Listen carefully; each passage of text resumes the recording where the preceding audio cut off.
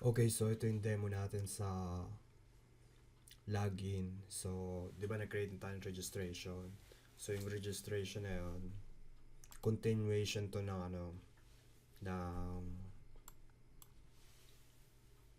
ng registration. So, yung password natin, yung email, tapos yung password.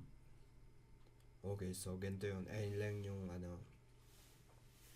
yung login. So, dapat unahin nyo muna yung registration bago pumasok dito sa login. So, log out. So, ayun yung sign in and login natin. So, yun.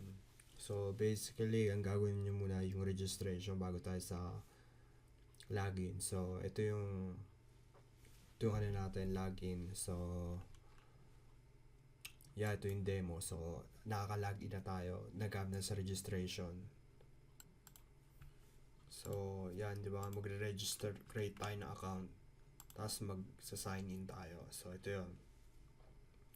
Okay, so tapos na tayo sa demo. Doon na tayo sa setup natin. Kukunin muna natin yung design. And, yun. Okay, so doon na tayo sa next tutorial natin.